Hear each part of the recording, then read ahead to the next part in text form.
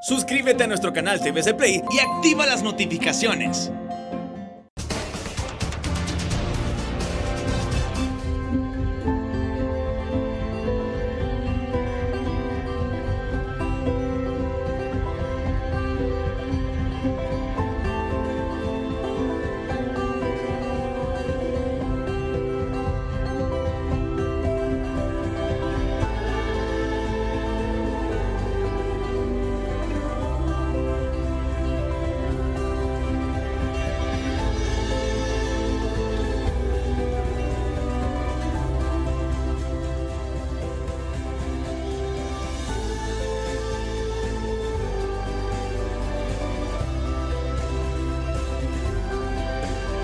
Esto es Noticieros Hoy Mismo, un compromiso con Honduras.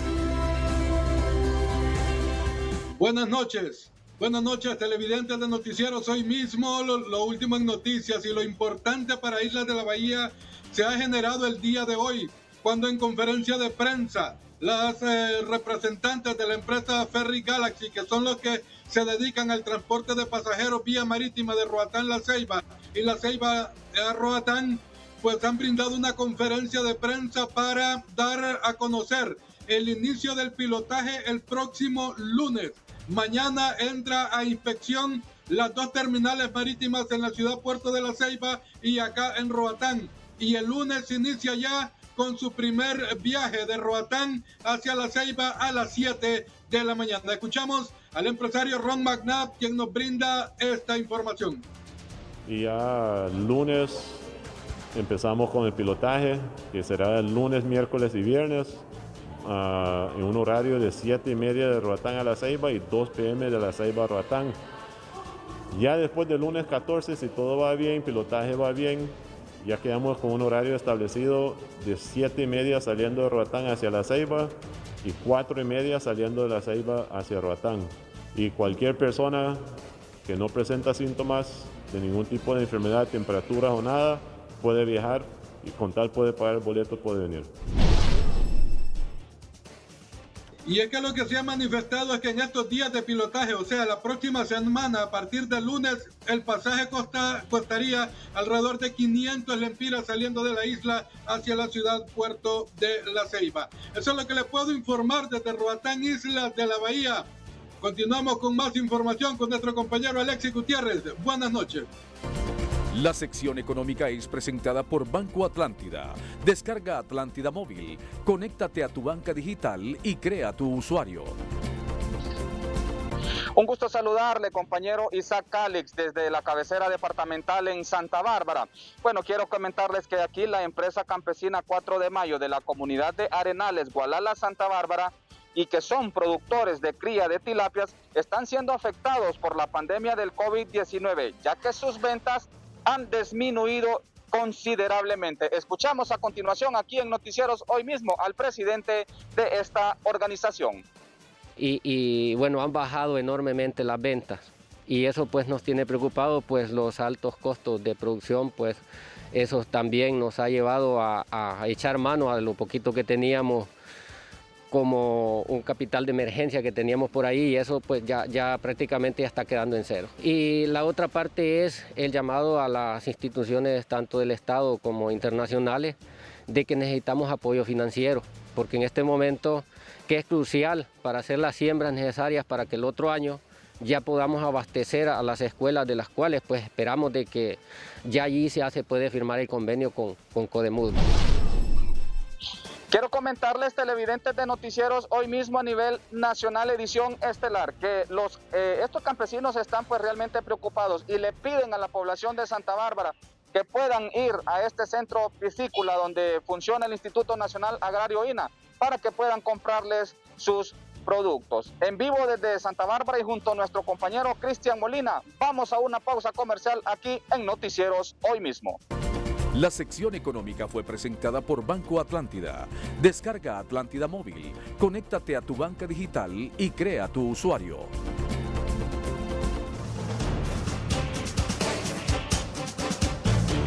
El precio de los combustibles es presentado por Didemo. Trabaja seguro con Honda. Cuota mensual de 2.086 lempiras. Y llámanos al teléfono 2276-4999. El precio de los combustibles en Tegucigalpa: gasolina super 21.63 lempiras, gasolina regular 19.97 lempiras, diésel 17.19 lempiras, queroseno 11.94 lempiras, gas vehicular 38.20 lempiras, gas LPG 236.31 lempiras. El precio de los combustibles en San Pedro Sula: gasolina super 21.09 lempiras, gasolina regular 19.43 lempiras, diésel 16.63 lempiras, queroseno 11.38 lempiras, gas vehicular 34.61 lempiras, gas LPG 215.16 lempiras. El precio de los combustibles fue presentado por Didemo. Trabaja seguro con Honda. Cuota mensual de 2.086 lempiras. Y llámanos al teléfono 2276-4999. Muy buenas noches, un gusto saludarles desde la ciudad de Ciguatepeque.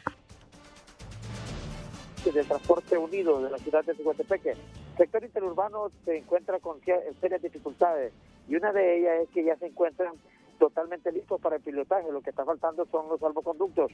¿No es así, don Sebastián Mejía? Buenas noches. Buenas noches, Omar, y saludos a distancia, Santiago Americano. La verdad que está todo listo. Todo se está esperando los salvoconductos para que las unidades puedan salir a trabajar de Ciguatepeque de Tegucigalpa y viceversa, Ciguatepeque, La Esperanza y viceversa. Y esperemos que para el día de mañana también de Ciguatepeque con Mayagüez empiecen a trabajar. Creo que ya los salvoconductos están listos, las unidades listos, los conductores y los ayudantes están debidamente capacitados con todas las medidas de seguridad. Esperemos que ellos se salgan mañana. Más sin embargo, tenemos que esperar por el resto de los compañeros del urbano, lo que mencioné anteriormente. Esperemos que para el lunes o martes ya tengan listos los salvoconductos. De esta manera, pues, dar el servicio a esta gente que está necesitando viajar a La Esperanza, viajar a Tegucigalpa. Ahora, ellos han hecho su máximo esfuerzo, lo que se requiere también un poco de voluntad en el sistema central. Bueno, yo creo que ustedes tienen imágenes de respaldo y todo lo que está pudiendo sin la gente está cumpliendo. Con la debida también atención al usuario que va a abordar. No se va a permitir a un usuario que ande sin mascarilla, que el dinero lo ande cabal, ¿verdad? Y todas estas situaciones, nada, no van a andar comiendo ni bebiendo quesos, agua, etc. De ninguna manera van a permitir eso para prestar una mayor seguridad. Cierro con este interrogante.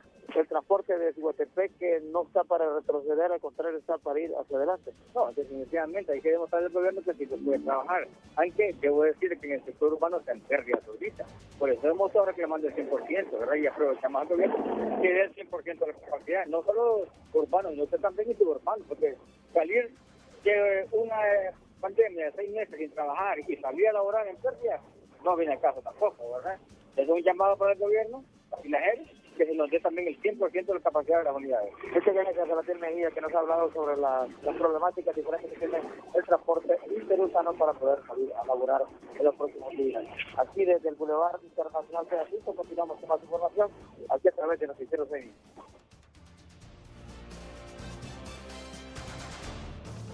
Las noticias cortas son presentadas por Tigo. Qué buena señal con la super recarga. Con gigas de internet para estar conectado desde 25 lempiras, todo incluido. Tigo, en todo lo que te mueve. Por instrucciones de un juez de jurisdicción nacional, la Policía Militar del Orden Público incineró hoy 479 kilos de cocaína decomisados el pasado 23 de agosto en la Mosquitia hondureña. La dirigencia del primer colegio profesional magisterial de Honduras, PRICMA, denunció que los 68,000 docentes del sistema público no han recibido su sueldo correspondiente al mes de agosto. La tormenta tropical Nana ya no es un peligro para el Caribe hondureño, aunque sus bandas nubosas seguirán dejando lluvias en el territorio nacional. Las autoridades de Copeco anunciaron que mañana viernes ingresa al país una vaguada que dejará precipitaciones lluviosas. La libra de tomates y de frijol bajaron 2 lempiras respectivamente en la Feria del Agricultor de la colonia Villanueva en Tegucigalpa, donde se anunció que el centro de abastos abrirá los días sábados a partir del 18 de septiembre, además de los jueves y viernes. Para Noticieros Hoy Mismo, Elvira Espinal. Las noticias cortas fueron presentadas por Tigo. Qué buena señal con la super recarga. Con gigas de internet para estar conectado desde 25 lempiras, todo incluido. Tigo, en todo lo que te mueve. Buenas noches a todo el pueblo hondureño. Les saludamos desde la ciudad de Las Colinas Danlí, donde hace unos instantes concluyó pues una fuerte tormenta aquí de lluvia, producto pues de la vaguada que se está dejando con esta tormenta Nana. Déjeme contarle que la Policía Nacional en el departamento del Paraíso ha desarticulado una supuesta banda criminal que se dedicaba a realizar asaltos, en este caso en este sector. También se les decomisó marihuana y armas de fuego. A ellos se les supone pues que estaban intimidando a los pobladores en ese sector. Vamos a escuchar al jefe de la UDEP número 7, Eduardo Lozano. Se ejecutó una captura contra 3 personas de una estructura criminal que se dedicaban al hurto y al robo. También se les decomisó instrumentaria policial, militar, armas de fuego y droga. En ese orden de ideas, pues también esta mañana ejecutamos un allanamiento de morada también tras la persecución del delito de la estructura criminal MS, en la cual igual detuvimos 2 personas, se decomisaron armas de fuego y drogas. Es así que ya estas personas fueron puestas a la orden del Ministerio Público para continuar con su respectivo proceso. Trasladamos micrófonos ahora hasta nuestro compañero Francisco Zúñiga en Tegucigalpa. Buenas noches. La noticia positiva es presentada por Claro Empresas. El mundo está cambiando y también su forma de trabajar. Por eso le ofrecemos servicios digitales y los mejores planes corporativos. Gracias, Kenia, muy amable, desde la zona de Danlí. Aquí en Tegucigalpa me toca presentar esta noticia positiva. Doña Norma Gómez, su esposo y sus hijos han tomado la determinación de poner un negocio de venta de paletas, porque el único que trabaja en esta casa es el esposo de doña Norma Gómez. A raíz de la pandemia, ella tomó la determinación de poner este negocio de paletas. Escuchamos a doña Norma Gómez. Pues mire que la idea sale usted sabe la situación económica del país. Es bien difícil sacar, nosotros somos 7 de la familia, somos 7, entonces yo busqué la manera de cómo ayudar a mi esposo en la economía de la casa sin descuidar mi familia. Entonces de ahí me surgió la idea de ver cómo se ayudaba a fortalecer la economía dentro del hogar. De aquí me ha servido para sacar a mi familia adelante, mandar a mis hijos a la universidad, para que salieran del colegio algunos. Y nos pueden encontrar en las redes sociales como Yuju Paletas en Facebook y en Instagram. Pueden hacer sus pedidos por mensaje directo. Hacemos envíos a domicilio y nos pueden llamar al 95 97 52 72.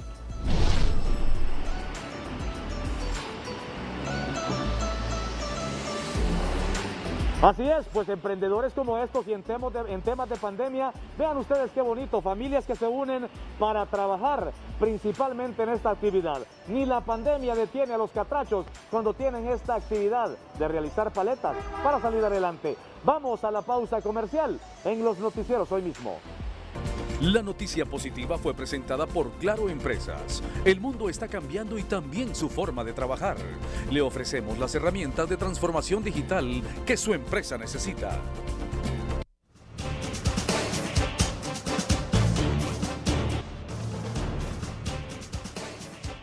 Buenas tardes, Honduras. Es un gusto saludarle desde Ciudad Puerto de la Ceiba a esta hora de la tarde. Y es que, bueno, tenemos buena información. El gobierno de Taiwán ha hecho un importante donativo que consiste en arroz para beneficiar a familias que han sido afectadas por la pandemia de COVID-19. Esto en los diferentes municipios del departamento de Atlántida. Veamos. Definitivamente es un apoyo enorme en este tiempo de crisis, que muchos han perdido sus trabajos, toda la economía realmente ha bajado. Esto nos va a servir de mucho. Y por eso es que el día de hoy tenemos aquí a veedores como de la FONAC, de Derechos Humanos y otras instituciones, para que ellos vean la transparencia que se va a hacer con la entrega de esto y que realmente va a llegar a las personas que realmente lo necesitan.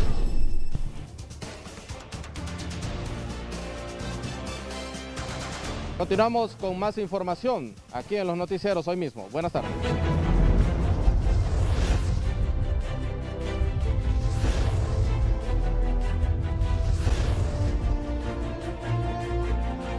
Tunota.com, Honduras. Voto obtenido, voto pagado. Así recibirán la deuda política los partidos con nueva ley electoral. El Universal México, se registra sismo de magnitud 4.4 en Oaxaca. El movimiento telúrico se detectó a las 7:46 horas y no ameritó alerta. Prensa Libre Guatemala, he sido enviado por el Papa. Gonzalo de Villa asume como arzobispo de Guatemala. Prensa Gráfica El Salvador, emiten 116 órdenes de captura contra pandilleros de la Mara Salvatrucha por desaparición de 25 personas. La Prensa Nicaragua, Ortega dice que policía y ejército son el sostén del Estado en la crisis sanitaria. La Nación Costa Rica, casos de coronavirus en Costa Rica, 44.458 confirmados por el Ministerio de Salud al 3 de septiembre. Y La Prensa Panamá, reabren 3 estaciones del Metro de Panamá. Mayra Mejía, Noticieros Hoy Mismo.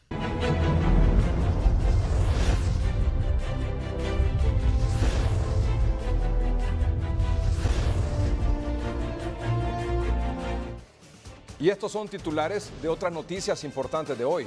Los titulares son presentados por Banco Ficosa. Comprar lo hecho en casa es tener corazón catracho, porque cuando consumimos lo nuestro, crecemos todos. Ficosa, tu salud está en tus manos. Luego que a través de Hoy Mismo denunciara que desde que lo contrataron no le pagan a personal de apoyo al centro de triaje de Expocentro en San Pedro Sula, prometieron pagarles la próxima semana. Son más de 4.000 empleados por contrato sin acuerdo permanente por falta de fondos, denuncian dirigentes sindicales. Creo que no tienen el presupuesto para la contratación de todos estos compañeros que están por contrato. Y es así porque por eso no han reglamentado en el Congreso Nacional. Solo faltan 10 días para convocar a elecciones primarias y siguen sin ser aprobadas las reformas electorales. Se ha estado haciendo tras bambalinas y sobre todo escudando, protegiendo esos mismos intereses que nos han perjudicado durante tantas décadas. Miembros de la banda Los Chaías, según la policía, emboscaron y mataron hoy al exalcalde de Victoria Lloro, Francisco Javier Ortega. Tormenta tropical Nana dejó de ser peligro para Honduras, pero Copeco mantiene en alerta verde a 12 departamentos porque las lluvias continuarán. Casos de COVID-19 en todo el mundo ya casi llegan a los 26 millones. Los titulares fueron presentados por Banco Ficosa. Comprar lo hecho en casa es tener corazón catracho, porque cuando consumimos lo nuestro, crecemos todos. Ficosa, tu salud está en tus manos. Este es su noticiero Hoy Mismo, con Edgardo Melgar. Personal de apoyo al centro de triaje y de estabilización de Expocentro en San Pedro Sula, desde que fue contratado el 24 de junio anterior, no recibe salario. Es decir, le deben el mes de junio a julio 1, de julio a agosto 2, y ya van por 3 meses. Pero su demanda podría ser resuelta en la próxima semana. Recuerde que anoche conversamos aquí con don Víctor Molina, un empleado del área de mantenimiento de ese centro de triaje, precisamente clamando para que le paguen el salario, no solo a él, sino que a todos los colaboradores del área de la salud en distintos departamentos en ese centro de triaje en San Pedro Sula. Estos son los detalles. Esta es la noticia del día. El 24 de junio fueron contratadas 17 personas para formar el personal de aseo, vigilancia, digitadores y auxiliares de farmacia en el triaje en Expocentro en San Pedro Sula, habilitado para atender la pandemia del COVID-19. Estos 17 empleados llevan ya 2 meses y 10 días sin recibir un tan solo centavo de pago. Es un acto casi criminal, pues, porque no están parando nuestra plata, y nosotros somos personal de primera línea, ¿verdad? Y nosotros pedimos a las autoridades que les compete pagar nuestros salarios, que lo hagan efectivo, porque nosotros ya realmente no tenemos pues que comer en nuestras casas, y no podemos trasladarlos tampoco, porque a los vehículos hay que echarle gasolina, no se les echa agua. Yo me metí a trabajar ahí para ganar dinero, no para que me estuvieran viendo, ni para que sirvieran de mí gratis. La jefa de la región metropolitana de salud en San Pedro Sula, Lesbia Villatoro, también responsable del triaje en Expocentro, expresó en Noticieros Hoy Mismo que ha pedido a sus superiores le den una solución a este personal del triaje. Yo solicito y pido respuesta porque yo ya he tocado todas las puertas, prácticamente ya no sé qué hacer para darle respuesta a estas personas.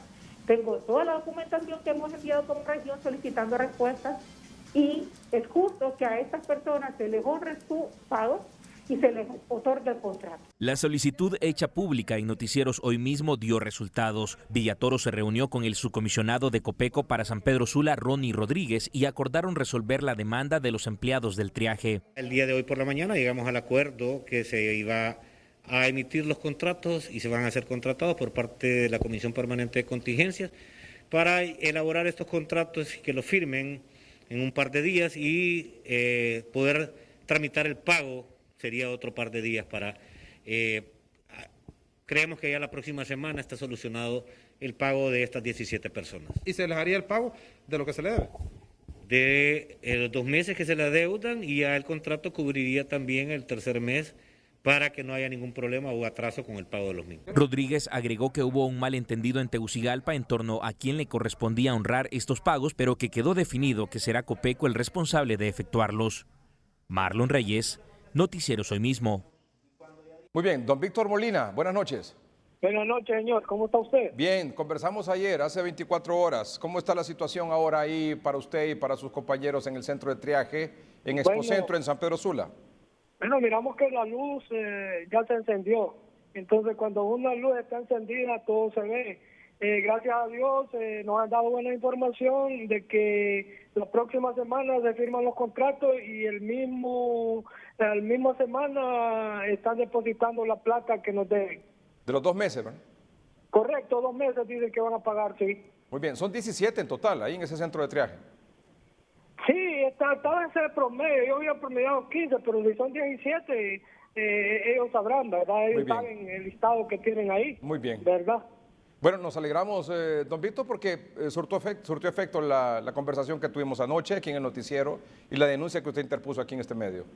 No, hombre, de parte mía y de parte de todo el personal que estamos en ese tipo de problemas, les agradecemos a ustedes por la voluntad que tuvieron de darnos la oportunidad de expresarnos en este medio de comunicación y de hacer llegar los medios de comunicación a mi casa para que se hiciera más posible pues el evento del día de hoy que tuvo la doctora Villatoro con Ronnie, el comisionado de Copeco en San Pedro Sula. Sí. Sí, no, para aquí en el noticiero, así como el tema de salvar vidas, el equipo de protección personal para el personal de salud, así como su salario, es prioridad. Y lo va a seguir siendo en el transcurso de toda esta situación. Así que descuide, don Víctor. Okay. Esa es prioridad para aquí en el noticiero. Así que cualquier gremio de cualquier sector del país, en cualquier hospital, centro de salud, ubicación donde se encuentren, con mucho gusto estamos apoyándolos, porque no podemos que la burocracia sea tan lenta y a veces olvide y no le dé la importancia y la prioridad que merece el salario de todas estas personas que están en primera línea, los trabajadores del área de la salud. Gracias, don Víctor. La otra semana nos comunicamos. Perdón, ¿me quería decir algo? No, qué lástima que en Honduras tengamos este tipo de problemas, que no llamamos los medios, se afianzan pues los problemas, ¿me entiendes? Pero le damos gracias a Dios pues y a ustedes ahí, y la gente que nos apoyó para para salir adelante. Ya estamos alegres, estamos contentos. Claro, Gracias. por supuesto que así debe estar. Usted y su familia y de la familia el resto de los compañeros que trabajan en el centro de triaje, Correcto. atendiendo a pacientes COVID, ¿verdad? Atendiendo a pacientes COVID. Atendiendo a pacientes COVID. Así es. Y COVID positivo. Así es, por supuesto. Gracias, don Víctor Molina. Éxitos. gracias a Y la otra ustedes. semana nos Buenas comunicamos para confirmar esto. Ok, no hay ningún problema. Gracias. Estoy para servirle. Gracias, muy amable. Igual también muchas gracias a las gestiones de la doctora Lesbia Villatoro, de la región metropolitana de San Pedro Sula, y por supuesto también a don Ronnie Rodríguez, que es el subcomisionado de la Comisión Permanente de Contingencia COPECO, ahí en San Pedro Sula, porque ellos también se involucraron en la gestión para resolver este asunto junto con el viceministro Cosenza. Por supuesto, la otra semana estaremos pendientes de que este pago sea efectivo. Dirigentes sindicales denuncian que no les firman acuerdo permanente a más de 4,000 empleados por contrato porque no hay fondos. La misma razón arguyen para que no sea reglamentado todavía el decreto que le otorga plaza a todas esas personas del área de la salud que trabajan todavía por contrato. Elizabeth llegó hoy al centro de salud donde trabaja, en el que labora hace 8 años mediante la modalidad de contrato. Pero aunque su mente se mantiene ocupada luchando contra el COVID-19, sus preocupaciones persisten. En primer lugar es el pago. El pago a nosotros no nos dan mes a mes. Ahorita firmamos un contrato de 2 meses. Nosotros ahorita en septiembre estamos en el aire, no tenemos nada. Y no sabemos ni cuándo vamos a volver a firmar. ¿Le preocupa a usted? Claro, claro que sí. Y muchas cosas que nosotros no las gozamos. A nosotros no nos pagan vacaciones, nos las dan, pero no las pagan. Entonces esa es una forma de... Y muchas otras cosas es que los aumentos nosotros no los vemos, porque como solo nos dan el sueldo que nos prometen de contrato y eso es todo. La incertidumbre de Elizabeth había desaparecido hace algunos meses atrás, cuando el pasado mes de mayo el Congreso Nacional aprobó un decreto que daba permanencia a todos los empleados que están en primera línea de lucha en contra del COVID-19. Decreto que se convirtió en ley el pasado 1 de junio, cuando la Empresa Nacional de Artes Gráficos la publicó en el diario oficial La Gaceta. Este decreto indica que se autoriza al Poder Ejecutivo a través de la Secretaría de Estado en el Despacho de Salud CESAL, Instituto Hondureño de Seguridad Social y demás instituciones de gobierno de la República prestadoras de servicios de salud o que por otras razones tienen contratado personal de salud, incluyendo al Sistema Nacional de Emergencia para el caso del servicio de telemedicina y otros servicios relacionados a la emergencia de COVID-19 y al Comité Nacional de Contingencias COPECO a emitir los acuerdos de nombramiento permanente del personal médico y sanitario, asistencial y personal de apoyo a los servicios médicos que actualmente labora bajo la modalidad de contrato, incluyendo el contratado a través del proyecto Código Verde Más, que haya participado de forma efectiva en la atención de pacientes infectados por COVID-19 y en acciones preventivas para evitar el contagio del mismo, siempre y cuando no tengan ya una plaza permanente en el sistema de salud pública del país. Bueno, nosotros desde Citramedi vemos que esto puede ser una medida más que todo populista, una medida política, donde creo que no tienen el presupuesto para la contratación de todos estos compañeros que están por contrato.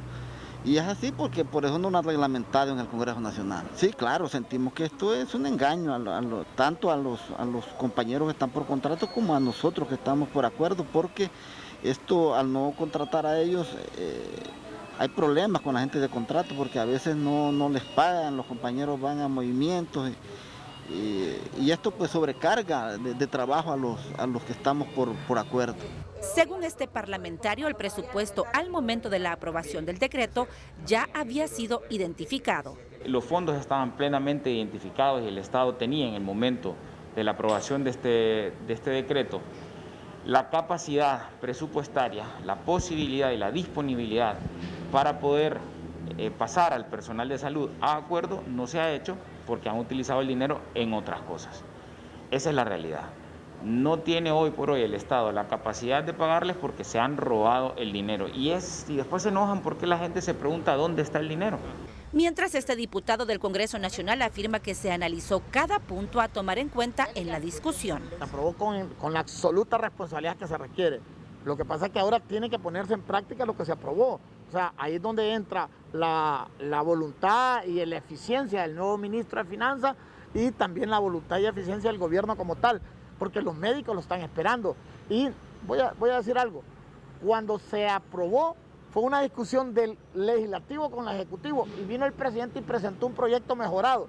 Que bueno, ahora hagamos realidad este proyecto. Y que se haga realidad para más de 4.000 empleados de la salud en la modalidad de contrato adscritos al Citramedis, como para las más de 1.600 enfermeras y enfermeros auxiliares, pide este dirigente. Si los compañeros estuvieran nombrados de forma permanente en este momento, si ese proceso ya se hubiera hecho, no tuviéramos nosotros enfermeros en asamblea informativa. Un enfermero en este momento no puede estar en asamblea informativa porque nos necesitamos trabajando en los hospitales. Así que es importante que este tema podamos resolverlo antes del 31 de diciembre. El año 2020 fue decretado por la Organización Mundial de la Salud como el Año Mundial de Enfermería. Este sería el mejor estímulo para nuestros trabajadores que tienen desde 3 meses hasta 14 y 15 años de estar laborando bajo la manera de contrato. Asimismo, para las enfermeras profesionales, 500 de ellas laborando en modalidad de contrato, las plazas también juegan un papel fundamental. Verá, las plazas que han quedado vacantes son la gente que se ha ido de cesantía, pero que esa es una modalidad que la gente que la ocupa se llama interinato. Sin embargo, son muy pocas, ¿verdad? Pero las otras que son contratos que el gobierno tiene a la gente, pues plazas no hay. Según el Citramedis, se necesitarían 3.000 millones de lempiras para hacer realidad la permanencia del personal de salud. Por su parte, las autoridades afirman haber conformado una comisión para la elaboración del reglamento, que no es más que disponer la manera en cómo el derecho adquirido ha de ser ejercido. Sin embargo, aquellos que luchan en primera línea contra el COVID-19 denuncian no haber sido tomados en cuenta. Claudia Almendares, Noticiero Soy Mismo. Esta fue la noticia del día.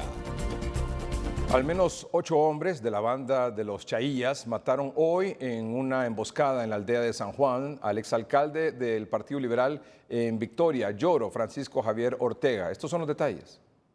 El exalcalde de 60 años de edad, quien fungió en la administración del expresidente Ricardo Maduro del año 2002 al 2006, fue tiroteado dentro de su vehículo a pocos minutos de llegar a su hogar. Esta persona al parecer fue emboscado por 8 personas. Es la información que tiene hasta el momento, y la persona herida en ese momento resultó herida, fue trasladada hacia un centro asistencial a la ciudad del Progreso de Oro, posterior hacia aquí a San Pedro Sula, y en el trayecto falleció.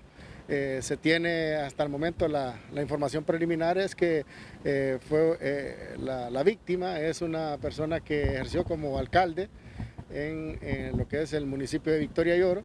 En este acto criminal, la policía vincula a la banda criminal Los Chaillas, quienes el martes anterior, en un enfrentamiento con la Policía Nacional, mataron a un uniformado e hirieron a 3. Además, resultó un miembro de esta banda criminal fallecido y 3 más capturados. El grupo delictivo estructurado Los Chaillas, esa es la que tuvo el enfrentamiento con la Policía Nacional en días anteriores y que pues se le ha estado dando búsqueda, y este día pues han hecho otra situación lamentable en donde han atentado contra esta persona y ha perdido la vida. El cuerpo de Francisco Javier Ortega fue retirado por sus familiares de la morgue del Ministerio Público en San Pedro Sula y trasladado a la comunidad de San Juan en el municipio de Victoria y Oro para su velatorio y mañana su sepultura. José Luis Herrera, Noticiero Soy Mismo. La Organización Mundial de la Salud, OMS, recomendó el uso de esteroides, que es uno de los medicamentos que ya se ha estado utilizando aquí en el país en el tratamiento denominado catracho, pero también el tratamiento denominado maíz AAA para pacientes ya con síntomas moderados y avanzados de COVID-19. Estos son los detalles.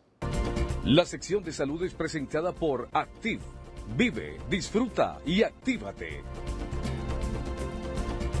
El estudio de la OMS concluyó que el uso de esteroides en pacientes graves con COVID-19 redujo el riesgo de muerte. Bueno, yo lo recibo con alegría, sin embargo, creo que todavía hay mucha tela que cortar. Creo que la dosis que ahorita recomiendan todavía es muy baja. Nosotros en el tratamiento catracho utilizamos dosis más altas. Los médicos Fernando Valerio, Oscar Díaz y Miguel Sierra Hoffman son los creadores de catracho, tratamiento que contrarresta las infecciones inflamatorias y de hipercoagulación en pacientes con COVID-19. Catracho inicia el tratamiento con esteroides en el momento que el paciente llega al hospital. Lo primero que hace es evitar la intubación temprana.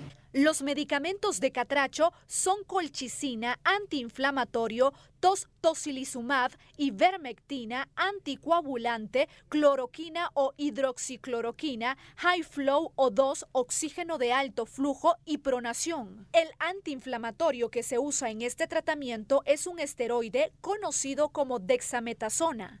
Nosotros tuvimos la certeza, al revisar algunos estudios de China y de algunas enfermedades como el síndrome del sistema respiratorio del adulto, de incluir los esteroides como piedra angular del tratamiento Catracho. Además, nosotros tuvimos experiencia en los primeros semanas de abril, donde vimos que los pacientes sobrevivían en comparación al tratamiento estándar de aquella época, donde los esteroides todavía no estaban recomendados por la Organización Mundial de la Salud.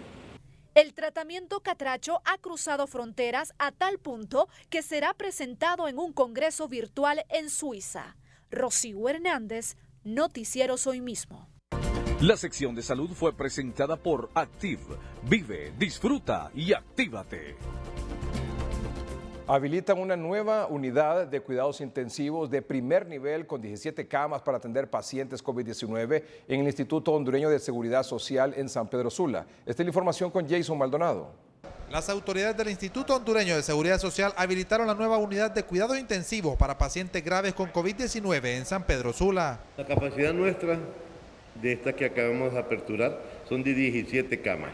Pero recordemos que ya teníamos 8 unidades anteriores, ahora vamos a tener 25 unidades de cuidado intensivo de adultos. Lo que corresponde al área de COVID, nosotros tenemos 102 pacientes hospitalizados. De esos 102, tenemos 8 hospitalizados en la unidad de cuidado intensivo. Esta unidad de cuidados intensivos cuenta con todo el equipo necesario para atenciones de primer nivel. Totalmente equipada, con ventiladores nuevos de alto flujo, los cuales han sido adquiridos en esta pandemia por el Seguro Social, y todos los monitores que necesita, invasiones, todo lo que se necesita, medidor de presión cerebral, electroencefalogramas cerebrales, medidor de presión intraabdominal, medidor de presiones cardíacas. O sea, la unidad de cuidado intensivo nuestra es de primer nivel.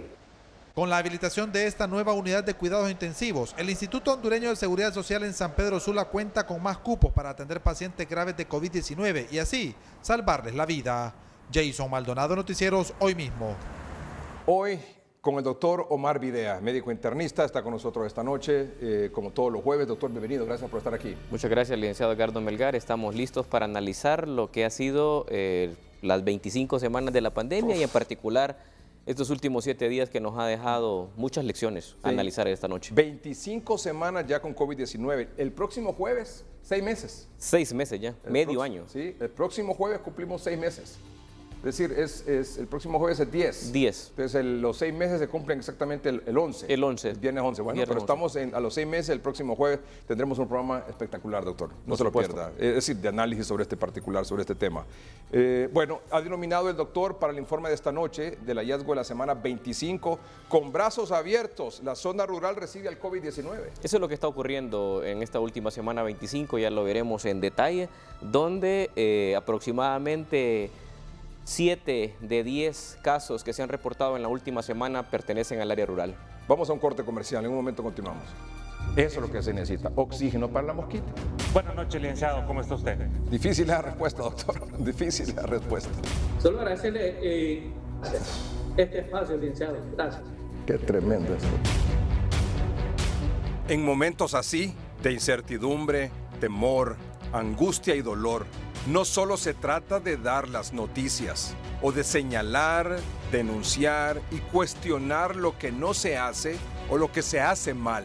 Se trata de mucho más que eso. De lo que realmente se trata es de salvar vidas. Y en eso nos hemos comprometido desde el inicio, con un trabajo profesional, asertivo, influyente, solidario, muy pero muy cercano y también muy humano, en beneficio de todos los hondureños. Esa es nuestra pasión, eso es lo que nos inspira y nos motiva a seguir adelante.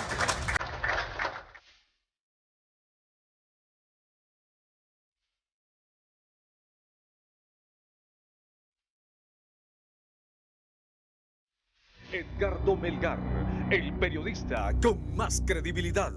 Hay mucha expectación de todos los sectores políticos por la discusión ya en los próximos días de las reformas a la nueva ley electoral. Analistas coinciden que hay que cruzar los dedos porque estas negociaciones, estos acuerdos tras bambalinas logren sobre todo tener un proceso electoral transparente en las próximas elecciones primarias y luego las generales de noviembre de 2021.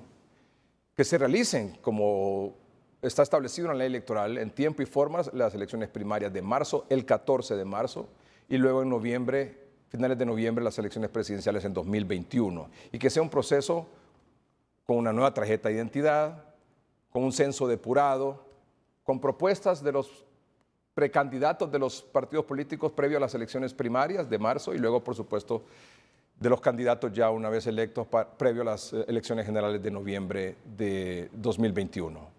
Es un proceso en el cual aquí, bajo estas condiciones de esta nueva normalidad, de esta situación de pandemia, se sabrá realmente qué político está realmente interesado en resolver los problemas más importantes del país, no solo interesado en resolverlos, sino que los conozca. ¿Quién le tira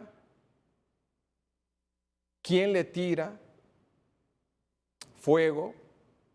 ¿Quién cuestiona un proceso electoral que antes de cuestionarlo, lo que debemos de hacer es acompañarlo, obviamente buscando que se corrija lo que se debe corregir, porque lo más fácil es destruir esto y que no haya elecciones, porque eso evidentemente le interesa a unos cuantos.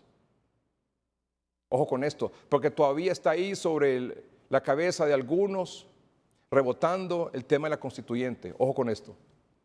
Por eso es importante acompañar el proceso electoral, con todas sus circunstancias y todas las vicisitudes de los valladares que se puedan ir presentando en el camino, porque este es un proceso que debe de pulirse al máximo para que tengamos el mejor proceso electoral primario en marzo y general en noviembre, que genere esperanza, que genere certidumbre, que nos devuelva la paz y la tranquilidad que tanto se requiere en este país, sobre todo en estos momentos de pandemia que va para largo. Estos son los detalles. Siguen dando largas en el Congreso Nacional para la discusión de las reformas electorales, mismas que serán debatidas hasta la próxima semana. Una oportunidad que tenemos nuevamente los políticos para generar certidumbre. Para diputados del Partido Liberal, las reformas electorales pasan por pilares fundamentales. Un censo depurado, inclusivo, definitivo y claro. Según miembros del Libre, el bipartidismo se ha unido para seguir en el poder. Hemos aceptado algunas situaciones, pero con la pistola en la cabeza, hay que decirlo, porque el bipartidismo se ha unido. ¿Para qué? Para seguir manteniendo el status quo. ¿Y por qué? Porque la ley electoral las ha favorecido.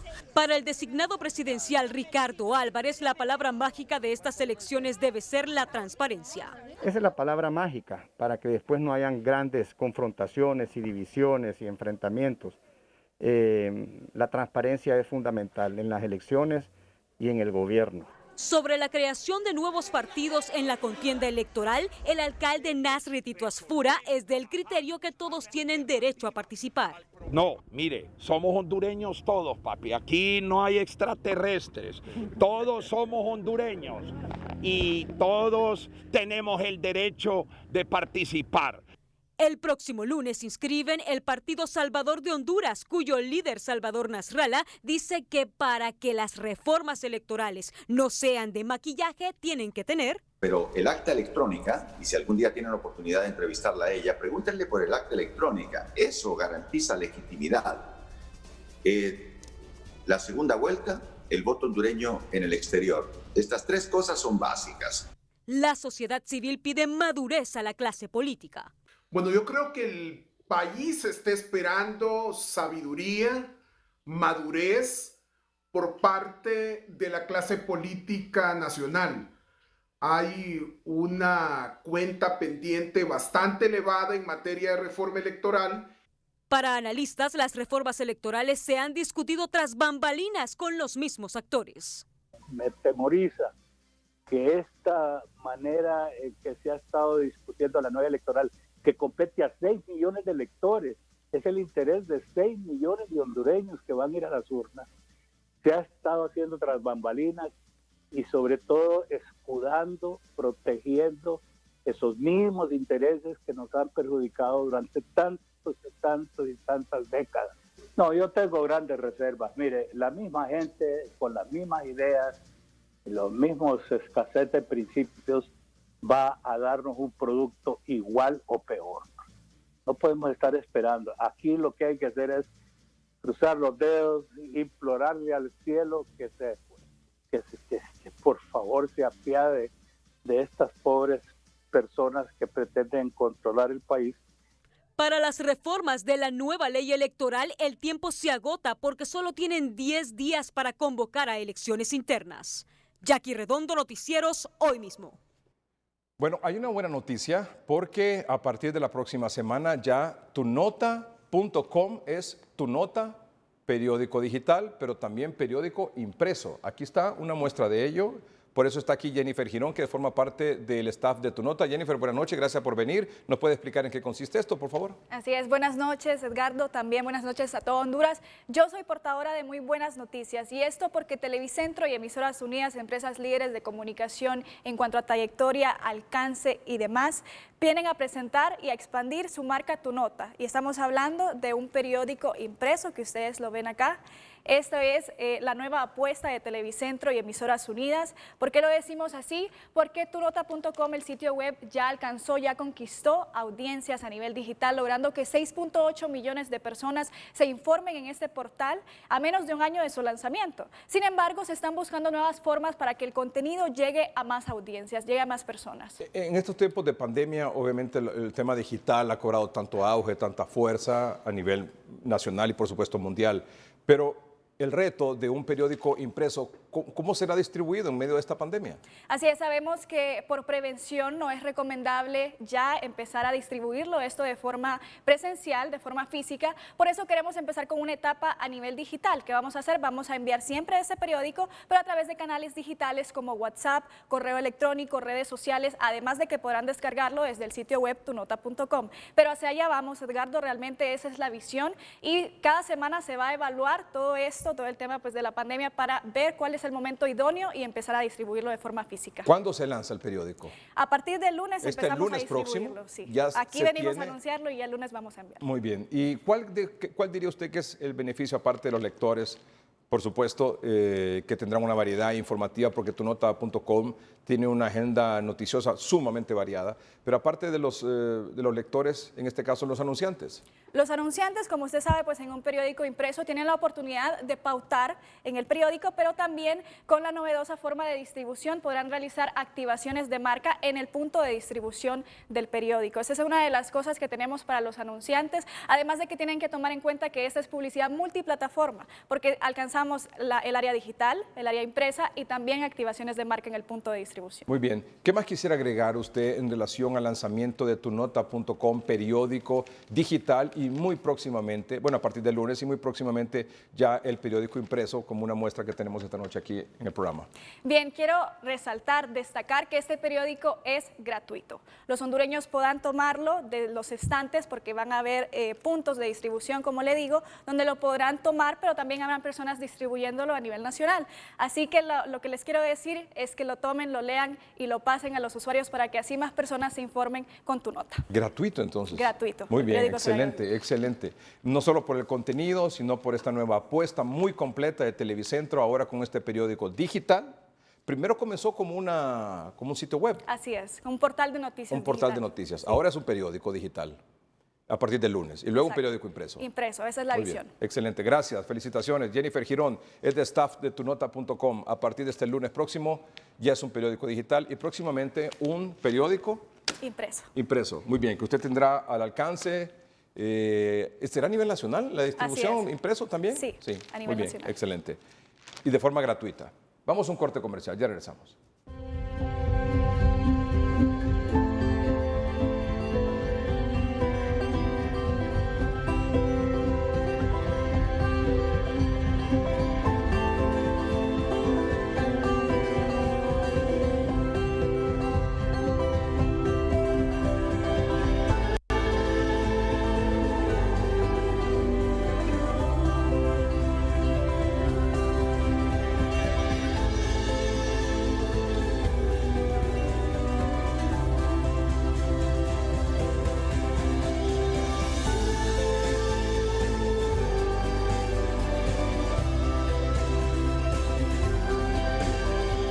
Esto es Noticieros Hoy Mismo, un compromiso con Honduras. Estás viendo Hoy Mismo gracias a Farmacia Simán. Cero complicaciones con farmaciasimán.com. Llevamos tu pedido a la puerta de tu casa.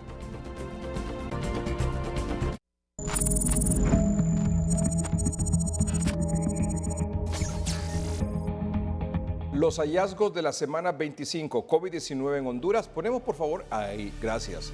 Con brazos abiertos, ha titulado el doctor Videa esta noche este informe. Con brazos abiertos, zona rural recibe al COVID-19. Y aquí va el detalle del por qué el título del informe de esta noche. Distribución de casos. La primera gráfica, atención.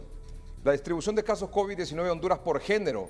Masculino 52%, femenino 48%. Hubo un discreto ascenso en el género femenino que estaba con el 47%, ascendió en la distribución y ahora un 52% género masculino y un 48% el género femenino, prácticamente equiparado la relación de género con el número de casos que hemos tenido hasta el momento en la semana hasta la semana número 25. En esta semana 25 también, doctor, la distribución de casos por semana incrementó porque en relación a la semana 24, porque seguramente hubo un incremento en las realizaron en pruebas un incremento de 1.534 pruebas, lo que significó 1.524 casos más. Momentito, ¿cuántas pruebas aumentaron? Es decir, entre semana 24 y semana 25. 1.534. 1.534 pruebas más. Entre la 24 y la semana 25, correcto. La semana 25 se hizo 1.534 pruebas PCR más. ¿Y eso significó? 1.524 casos más que la semana anterior. Prácticamente una relación 1 a 1. Sí. Es una relación 1 a 1. Se incrementó el número de pruebas exactamente y eso da un 35%. Ese es el incremento que hubo de los casos de la semana 24 ahora con la semana número 25. 35% aumentó el número de casos en esta semana. Por eso es que en la siguiente gráfica tenemos hasta esta noche, antes de que nos den el informe SINAGER, 62.526 casos. Ese es el acumulado que tenemos en 25 semanas de manera sostenida. Hemos visto cómo los incrementos de los casos se han ido dando y en este momento, pues, esta semana fue la segunda semana con más casos reportados en el país en 25 semanas. Oh, importante eso. Así hace 6 semanas. Momentito, esta es en 25 semanas. Esta es la segunda semana. Desde el 11 de marzo que se presentó el primer caso. Se confirmó el primer caso. Correcto. Desde el 11 de marzo a esta fecha, 3 de septiembre, en 25 semanas, esta es la segunda con más casos. Sí. Hacía 6 semanas que tuvimos el número mayor de casos, que fueron 6.066. ¿En esta semana? En esta semana fueron los reportados 5.877. 5.000, así. Pero hace 6 semanas tuvimos el número más alto de casos en una semana que fue 6.066. 6.066. Eso fue el 22 de julio. Fue la semana número 19. 19. Hace 6 semanas. Tuvimos 6.066 y hoy 5.877. Esa es la segunda semana con más casos. Ahora, la pregunta es, de estos 5.877 casos, ¿qué es la segunda semana con más positivos? Sí, correcto. ¿Dónde se concentran? Eso es lo que vamos a revisar. Ojo con eso. Sí. ¿Dónde se concentran? Porque es la actualidad. O sea, si no nos vamos a quedar analizando acumulados de semanas anteriores donde un gran número de personas ya están recuperadas. Sí. ¿Dónde se concentran?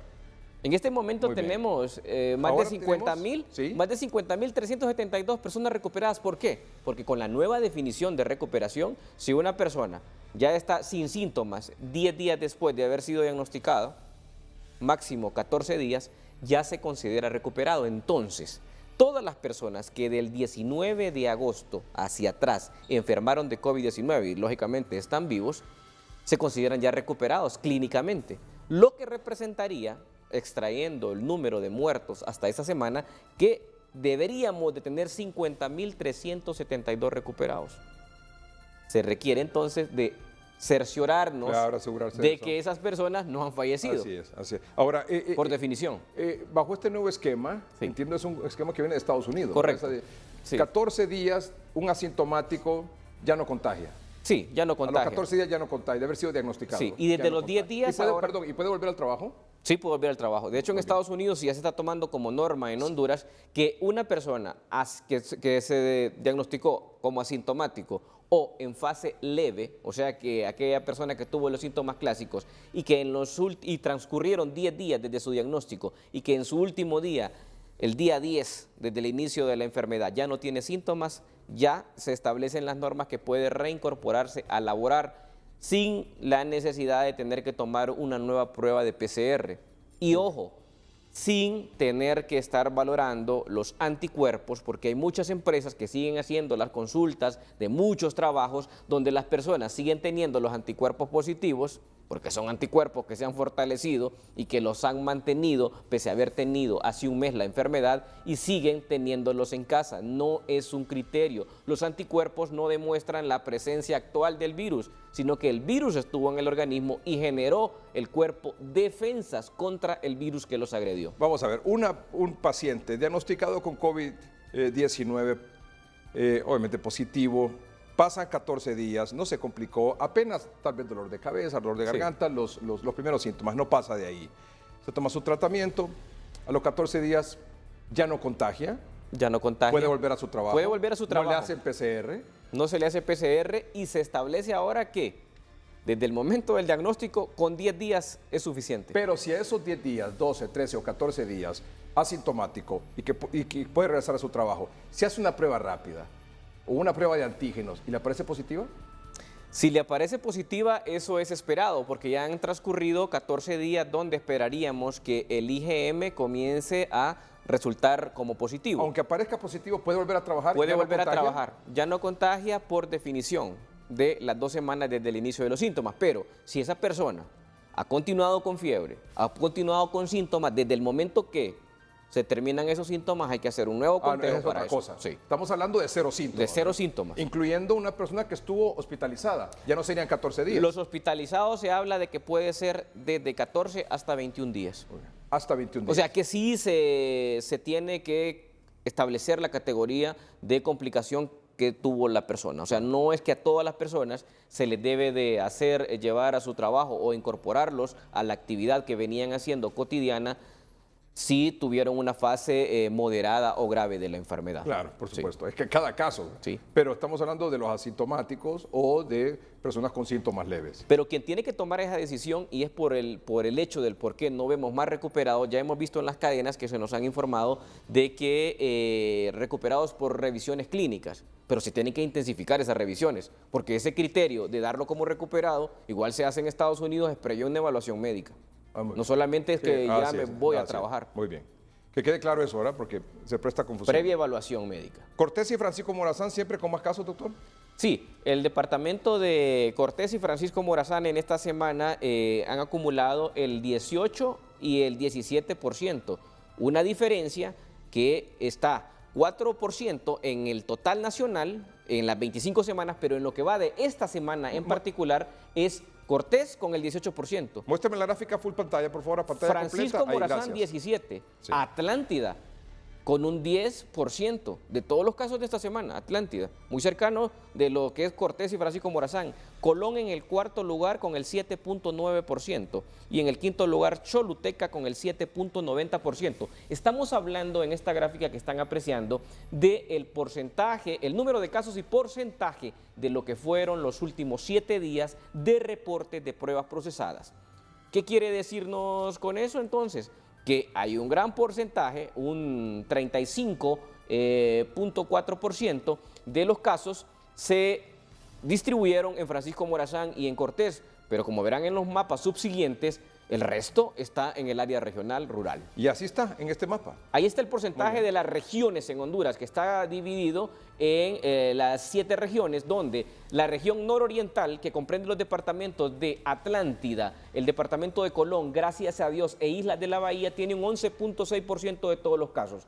Y acá, 2 regiones, las que están coloreadas en rojo, que es la región noroccidental, que está comprendida entre los departamentos de Cortés, Santa Bárbara y Lloro, el 42.4% de todos los casos. Y veamos que la zona centro-oriente, que compone Francisco Morazán, El Paraíso, y el departamento de Olancho, el 33.1%. 8%. ¿Qué significa eso? Que en 6 departamentos se concentra el 76.2% de los casos. O sea, los departamentos de la región noroccidental y la región centro-oriente, que son, volvemos a repetir, Santa Bárbara, Cortés, Lloro, Francisco Morazán, El Paraíso y Olancho, en esos 6 departamentos se concentra el 76.2% de los casos hasta este momento en 25 semanas de pandemia. Lógicamente luego viene la región occidental con el 2.1%, la región sur con el 5.5% y hay una región llamada centro-occidental donde está el departamento de Comayagua, está La Paz e Intibucá con un 4.6%. Porcentaje de casos COVID por departamento de Honduras es lo que mirábamos hace unos minutos ya en detalle. Ahí es donde vemos que el 32% de todos los casos están en el departamento de Cortés y un 28% el departamento de Francisco Morazán. Ambos departamentos han ido disminuyendo el porcentaje de la distribución de todos los casos porque el resto de departamentos también han tenido un incremento en el número de ellos. Y en la siguiente mapa vamos a poder apreciar cómo separamos los departamentos de Francisco Morazán junto con Cortés del resto de los departamentos del país. Francisco Morazán y Cortés representan en la sumatoria de las 25 semanas el 60% de todos los casos hasta la fecha y un 40% son los 16 departamentos restantes. Esa relación antes era 90 versus 10. En los primeros 2 meses de pandemia, pero en la medida que las semanas han ido aumentando, el número de casos se ha ido distribuyendo en las regiones diferentes a los departamentos de Francisco Morazán y de Cortés. Ahora vamos a ver cómo en un mapa podemos visualizar lo que ocurrió en los últimos 7 días de pruebas procesadas. Es el mismo mapa anterior, coloreado de la misma manera, pero con una distribución porcentual que vean cómo cambia. En las 25 semanas acumuladas, el 60% de los casos. En los últimos 7 días, Cortés y Francisco Morazán solamente tienen el 35.8% de todos los casos. Pero, el 64.2% pero Francisco Morazán sería ahí donde está el 35.8 es Comayagua. Está tomado, sí, perdón, ahí habría que corregir, ahí es Francisco Morazán y Cortés. Muy bien. Donde ha acumulado... Entre Francisco Morazán y Cortés, el 35.8% de los casos de los últimos 7 días y un 64.2% el resto de lo que son los ojo con eso, ese dato es sumamente importante. Ayer en la SINAGER nos decía el reporte de fallecidos, daba creo que 37. Sí. 37.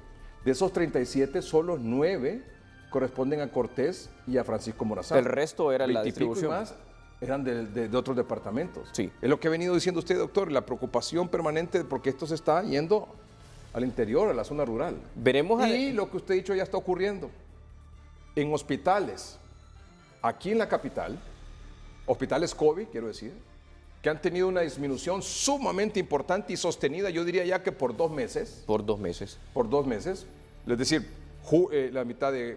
ya a finales de julio y todo agosto, es decir, una disminución constante de pacientes en hospitales COVID aquí en la capital. Hoy están recibiendo pacientes, hospitales que se han mantenido en un 30% de ocupación. Hoy están recibiendo pacientes de otros departamentos, no de Francisco Morazán, ojo con eso, no de Francisco Morazán, de otros departamentos. Yo le digo, aquí en Tegucigalpa se está recibiendo de Comayagua, se está recibiendo del Paraíso, se está recibiendo de la zona sur del país. ¿Qué le dice eso? Que allá en el interior está fallando la contención. Que allá en el interior de nada sirve que tengan los triajes, porque si no van a buscar el virus con las brigadas, en nada estamos. Así es. Porque es como que usted compre un carro sin llantas. ¿De qué sirve tener el carro ahí si no tiene las llantas? ¿De qué sirve tener el triaje ahí si no va a buscar, sino que está esperando? Si la estrategia no es integral, definitivamente. Si la estrategia no es integral, de nada le sirve tener el triaje ahí, porque va a ser igual como una entrevista que hicimos aquí al inicio de la pandemia, con un funcionario que me dijo, no, si ya tenemos listos ahí las fosas, ya tenemos listo ahí todo para enterrar los muertos. Imagínate. Para eso se hacían las reuniones con los alcaldes al inicio. Claro. Primero para mencionarles de que no había que buscar, en ese momento ni se imaginaban hacer triajes, ¿verdad? Ellos, sino que les hablaban de que buscaran terrenos para habilitar para enterrar sus muertos. Imagínese, doctor. Y la segunda reunión, como nos contaba el alcalde de la vía de San Antonio en Comayagua, la segunda reunión fue para enseñarles cómo iban a manejar el terraje de los muertos. Eso fue la segunda reunión. O sea, eran reuniones de hablar de la mortalidad, de cómo manejar los fallecidos y no cómo prevenirlos. En esa situación estamos, es decir, hay una analogía ahí, porque están los triajes, perfecto, bien, si nosotros somos los promotores principales de los triajes aquí, desde mayo, abril, mayo, y el primero lo comenzaron aquí el 19 de junio, que fue el del INFOP, y está bien que se haga, pero en el interior del país no se tienen que encuadrar en que tienen que hacer. Mire, ¿cuánto ha pasado en Tela? Hasta esta semana inauguraron un centro de triaje en Tela. En Roatán eso es un desastre.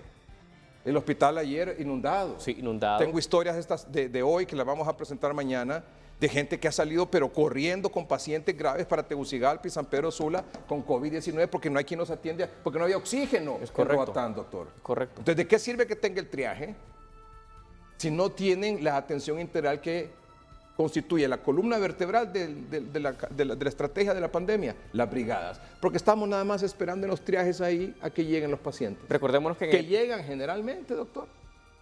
Ya complicados, porque la estigmatización en el área rural es algo Muéstrame que está el mapa, fuerte. por favor, ya corregido. Muy bien, excelente trabajo. Ahí está. Gracias. Ahí está, muy bien. Cortés, y es importante decir esto, Cortés y Francisco Morazán, 35.8% de los casos reportados esta semana, 24. Y mire el interior del país, 64.2. Y ya verán ustedes, y ya verá usted, licenciado, cuando vea ese mismo mapa en relación a los decesos, donde, adelanto, el 55% de los decesos fueron en el departamento de Cortés y de Francisco Morazán. O sea, las personas están llegando acá porque hay referencias y la cantidad de casos no se relaciona con el porcentaje de decesos en la distribución. ¿Por qué? Porque estos son hospitales de referencia nacional. Entonces, eso es lo que está marcando. Hospitales de referencia nacional donde están recibiendo pacientes de diferentes regiones. Así es. Entonces, al final vienen a fallecer aquí a Tegucigalpa. Porque evidentemente aquí en Tegucigalpa y San Pedro Sula, en Cortés y Francisco Morazán, ha habido una disminución. Correcto. Aunque evidentemente los contagios van a continuar. Van a continuar. Porque eso es así. Más gente en la calle, siguen los contagios. Por eso es importante continuar con las brigadas, continuar con los triajes. Ya hay una infraestructura que en marzo, en abril, en mayo, junio no se tenía. Y ocurrió lo que ya sabemos todos que ocurrió. Ahora ya tenemos esta infraestructura aquí en Cortés y aquí en Francisco Morazán. Sobre todo, obviamente, en el Distrito Central y San Pedro Sula. Que en el caso que haya un aumento de los contagios, aquí tenemos excelentes centros de triaje. Sí. Aunque aumenten los positivos, aquí hay excelentes. Sí, las formas de contención ya que es, se han visto. Ya es diferente. Por eso la preocupación nuestra no es tanto Cortés y Francisco Morazán, o San Pedro Sula y Tegucigalpa, el Distrito Central. Nuestra preocupación ahora es el interior del país. No, y ahí se está viendo reflejado, porque no nos podemos quedar pensando en lo acumulado de las 25 semanas, donde el 60%, sí, pero es un 60% de una cantidad de personas que ya se recuperaron. La actualidad es ese mapa. La actualidad le dice que el 62.4% no está en Francisco Morazán ni de Cortés. Y les puedo asegurar que no solo fue en esta semana 25, probablemente de la semana 23, por ahí. Hace 3 semanas viene acercándose ese porcentaje, sí, hasta que ahora sí ya se está despegando el área rural. Alcaldes del interior del país, autoridades, INAGER, por favor, no se queden enamorados de los triajes. Que no sea el sueño por cumplir habilitar un triaje. No, en las actuales circunstancias lo más importante es ir a buscar a los pacientes que tienen el virus para que esos pacientes no le lleguen complicados a los centros de triaje. Además, es mucho más, requiere mucho más recursos y mucho más tiempo habilitar un centro de triaje o de atención que ir y que organizar con el personal de salud que ya tiene ahí en el centro de salud de su comunidad brigadas para ir a buscar el virus. Así es. Bueno, vamos con la distribución de casos por edad. 38 años es el promedio, ¿verdad? Sí, es el 38, promedio. 37 teníamos la semana anterior, eso representa el 47.63% son las personas que están comprendidas entre los 21 y 40 años. Y tenemos un 13.95% de las personas que son mayores de 60 años en esa distribución del número de casos que se ha mantenido entre un 40 y un 48%. Ha sido el comportamiento que se ha tenido durante las últimas 8 semanas en la pandemia en relación a los grupos de edad, y es 21 a 40 años que sigue liderando ese porcentaje, que sí es un número significativo de contagios, más no así un número de letalidad. Muy bien, veamos aquí Cortés y Francisco Morazán. Ahí vemos ya la distribución. ¿El comportamiento cómo fue El comportamiento tuvo un incremento del 7.15%, el departamento de Cortés, que incrementó 71 casos más en comparación a la semana anterior. Y en lo que fue el departamento de Francisco Morazán, sí tuvo un incremento del 40%. Los dos aumentaron. Los dos aumentaron y en las últimas 2 semanas, si sumamos las 2 primeras semanas de agosto con las 2 últimas semanas del mes de agosto, en Francisco Morazán hubo un incremento del 153%. Entonces, mucho cuidado porque hemos sentido cómo se ha relajado la población. Ha habido relajamiento y es mucho ojo porque realmente el virus todavía no se ha eliminado, no se ha erradicado. Así es. Han reducido el número de casos, que consideramos que es el único departamento que sí se ha visto reflejado porque fue de manera sostenida por 5 semanas, donde se mantuvo prácticamente en porcentajes similares en el acumulado de casos, más no así el resto del país, que consideramos que sigue en ascenso. No ha llegado el país, Honduras como tal, a una meseta, ni mucho menos a un descenso. Sí, por eso hay que seguir con las medidas de bioseguridad, el uso de la mascarilla, sobre todo en espacios cerrados, donde no hay distanciamiento físico, y el lavado frecuente de manos y el gel. Miren, aquí, doctor, lo tenemos permanente. Sí, eso no... ¿Puede usted pensar de que el virus ya se fue y se alejó del Distrito Central? Ese sigue todavía Y obviamente, como le decía, ya los médicos, los hospitales, los centros de triaje, o sea, hay una infraestructura ya y hay un conocimiento ya del abordaje de los pacientes que no se tenía antes. Sobre todo, obviamente, el abordaje maíz AAA, catracho y otros tratamientos que también, obviamente, los médicos pueden indicarlo. Y sobre todo estos centros de atención que están ahí, que nosotros quisiéramos que fueran más aquí en la capital, lastimosamente nos siguieron abriendo, pero sobre todo en la zona de Comayagüela, donde más casos se reportan, pero están las brigadas integrales, ¿verdad? Cuando hacen brigadas integrales. Sí, pero eso, la logística no es igual en el área rural. Sí, eso definitivamente. Ese es el problema, que en la zona rural es otra cosa, por eso es que las brigadas de hoy mismo son en la zona rural. Correcto. Muy bien. Así es. Porcentaje de letalidad, ya lo vimos, siempre arriba de 50 años. Sí, continúa siendo de las personas entre 59.3%. ¿Mande? 59.3%. ¿Cuáles? De las personas, de la que estamos hablando de la letalidad, cuando el 13.2% es en relación a las personas mayores de 60 años. ¿Y? La letalidad en menores, que recuerde que la semana pasada había estado en un 5.5%, bajó un 4.8% en relación a que hay un número mayor de casos de personas menores de un año reportados positivos con COVID-19. ¿Y esta otra gráfica, doctor, de fallecidos también, de la letalidad? Esa es la sumatoria por edad. ¿Cómo se distribuye los 1.924 casos de fallecidos en el país? Entonces, en esa distribución por edad, el 59.3% está comprendido en edades mayores de 60 años. O sea que 6 de 10 que mueren en nuestro país son personas mayores de 60 años. Vea esta gráfica, lo que usted decía, esta semana se reportó 64%, más o menos, eso dijo, ¿verdad? Sí, 64.2%. De casos en el resto del país. En el resto del país. Sí. Y cuando ya analizamos la tasa de letalidad, vamos viendo cómo en esa distribución es el 45% de los fallecidos en el país. En esta última semana fueron en el departamento, en los departamentos, diferentes 16 departamentos. Ya vamos a tener esa gráfica, doctor, porque la estamos corrigiendo, ya la vamos a referir. Pero esta gráfica es impactante. ¿Sigue Olancho, doctor? Volvió nuevamente. Porque Comayagua... Comayagua, sí. Pero con los casos reportados en la última semana, nuevamente el departamento de Olancho pasa a ocupar el primer lugar nuevamente en la tasa de letalidad por departamentos. El departamento de Olancho acumuló esta semana 9 decesos y eso le confirió el 5.75% en la tasa de letalidad. Luego, seguido por el departamento de Copán con el 5.56%, Comayagua con un 5.34% y El Paraíso con el 3.88%. Los departamentos que tuvieron más número de decesos como tal fue el departamento de Cortés con 46 y el departamento de Francisco Morazán con 52, pero el departamento de Atlántida reportó 39 decesos.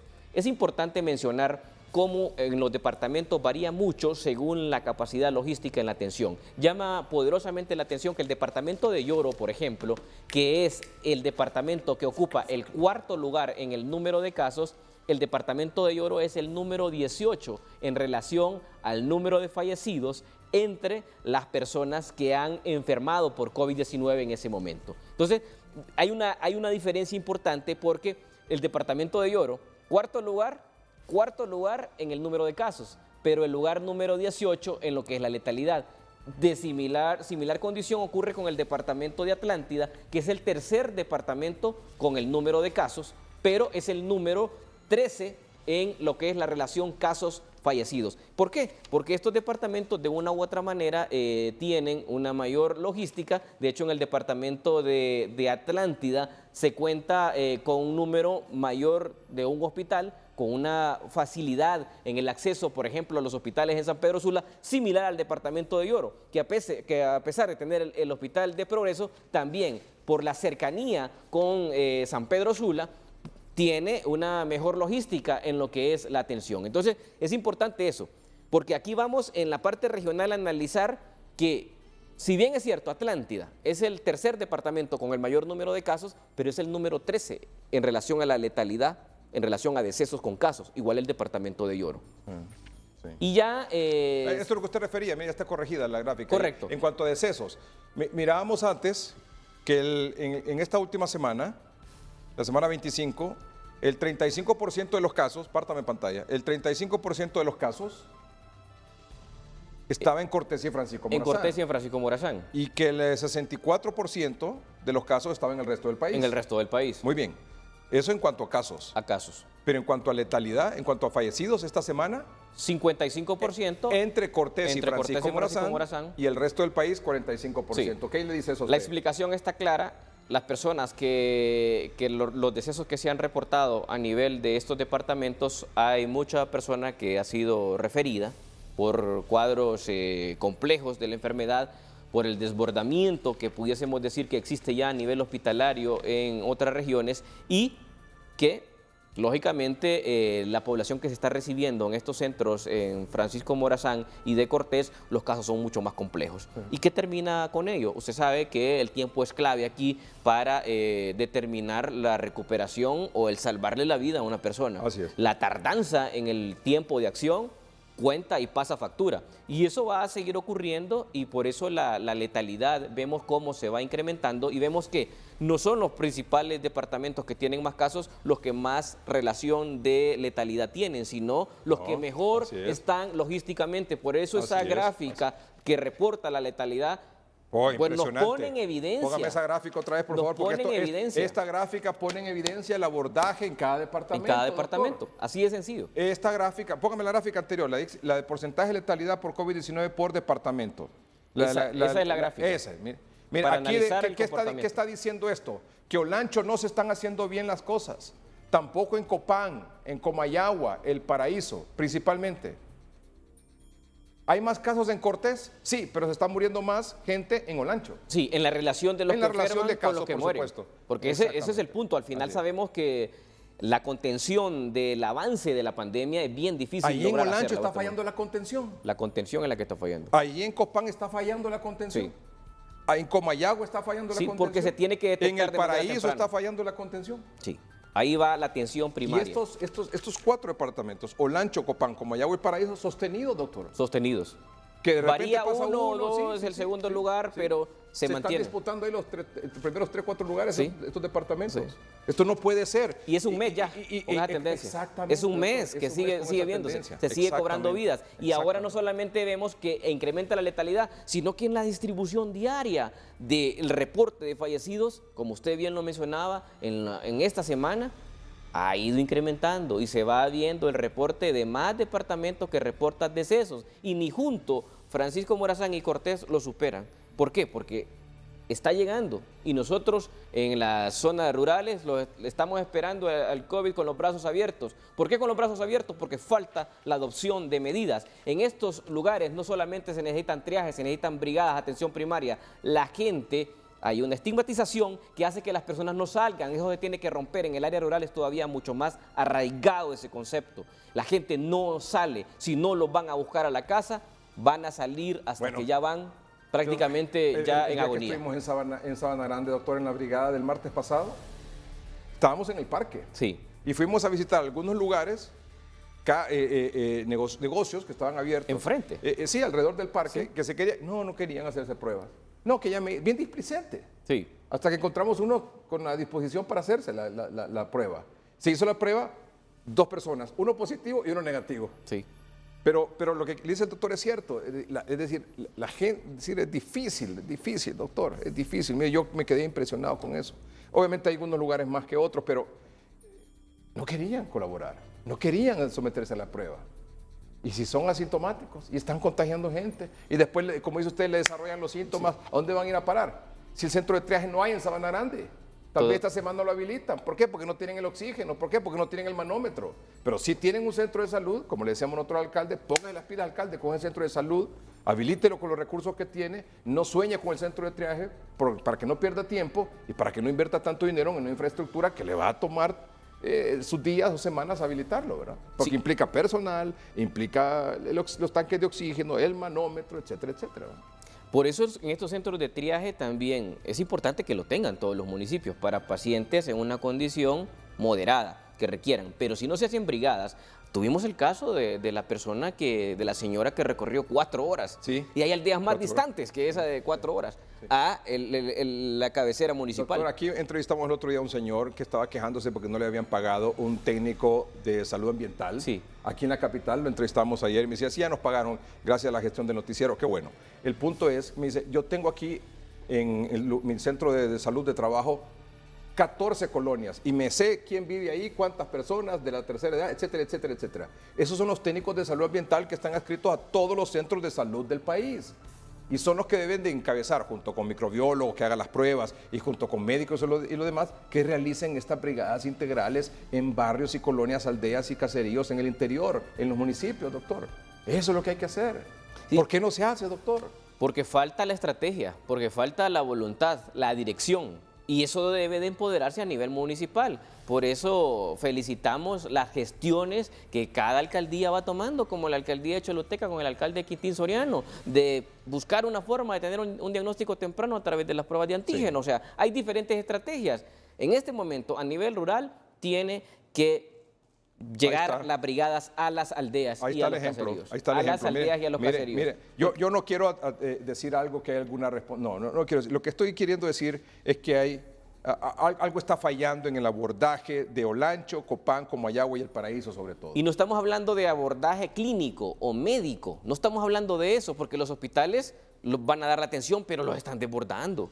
Pese a que en Olancho hay dos hospitales que están atendiendo pacientes con COVID. El de Juticalpa y Catacamas, pero los desbordan, porque la contención no debe de ser a nivel hospitalario. Esa es una equivocación. ¿Cuántas camas COVID cree usted que tiene el hospital de Roatán? 6, porque una está mala. Sí. Eso, 6 camas en Roatán, 6 camas COVID en Roatán, en el hospital de Roatán. Sí, en lo personal, 3 llamadas tuve de pacientes de Roatán hoy que no encontraban cupo y que no hallaban forma de trasladarse. Personas ya desaturando, sí. O sea, los episodios de junio y julio se está viendo en el área rural y lo que da mucho pesar es que sabemos lo que va a ocurrir y quisiéramos tener toda la fuerza, el poder para generar esos cambios, porque esto es una advertencia que lastimosamente se va a cumplir. Se ha venido diciendo. Y cada momento se va acercando. Mire la positividad, el porcentaje de positividad esta semana 25 fue de 52%. La positividad más alta de las 25 semanas, 52%. O sea, más de la mitad de los que le hicieron la prueba o se procesó la prueba de PCR salió positivo en esta semana. Con solo 1.534 pruebas más que la semana anterior, llegamos a 1.524 casos más. Sin duda, estamos deficitarios en los diagnósticos, seguimos viendo esto. La semana que tuvimos más casos, esa semana, hace 6 semanas, que tuvimos 6.066 fue cuando hicieron 14.000 pruebas, que fue la semana con un mayor número de pruebas efectuadas o procesadas. Entonces, necesitamos fortalecernos. Entonces, ya dejemos de pensar en las PCR, porque yo veo que eso es una utopía, llegar a ese momento. Tenemos que pensar en métodos diagnósticos y que en cada cadena nos digan las personas diagnosticadas, positivas, a través de los diferentes métodos que tenemos. O sea, doctor, esto va avanzando. Doctor, además, mire, nosotros lo hemos visto en las brigadas en el interior del país. Hay mucha gente que sí, que va. No solo del municipio, sino que como usted bien decía, de aldeas y caseríos ahí que saben de la actividad y llegan. Sí. Pero hay otra gente que no. No. Hay que irla a buscar. Hay que irla a buscar. Hay más resistencia en el área rural y eso tiene que entenderlo. Hay que irla a buscar, doctor. Y si no la busca, esa gente va a llegar o se le muere en la casa o le va a llegar grave al centro de triaje, si es que hay, o al hospital más cercano. Sí, y no queremos en este programa ser extremistas, sino lo que queremos es orientar, porque cada cosa que acá se ha dicho, lastimosamente ha ocurrido 2, 4 o 6 semanas después. Estamos todavía a tiempo, el tiempo se nos está cortando en el área rural y es momento que cada alcalde se empodere, esa es la invitación, se empodere para tomar las mejores decisiones. Así es, así es. Doctor, le agradezco mucho esta noche. Un gusto. Como siempre, impactante los hallazgos de esta semana. El próximo jueves ya son 6 meses con este asunto. ¿Tenemos para más tiempo, doctor? Es decir, para mucho más tiempo con el COVID, porque todo el mundo siempre, cuando uno le preguntan es, ¿cuánto tiempo más va a durar esto? Por lo menos el resto del año, sin duda alguna. Con esa misma tendencia, tal vez podremos ver algún día de este año esa meseta tan anunciada. Claro. Así es. Depende de un abordaje integral. Abordaje integral. No es que no enamorarse solo de los triajes. Es como un carro sin llantas, doctor. ¿De qué le sirve? Las llantas son las brigadas. Ya en el interior, buscando casos. Ahí está la estructura ya, en cada centro de salud. Agarrar las corporaciones municipales con las autoridades de salud, esas brigadas, esa estructura que ya está montada, para ponerla a funcionar, doctor. Hay que arrancar, no podemos estar esperando decidir el color que van a llevar las paredes del triaje. Sí. Cuando las personas ya se están empezando a morir y ni cuenta nos estamos dando de eso. Gracias, doctor. Un gusto. Gracias a ustedes por su atención. Buenas noches y que estén bien.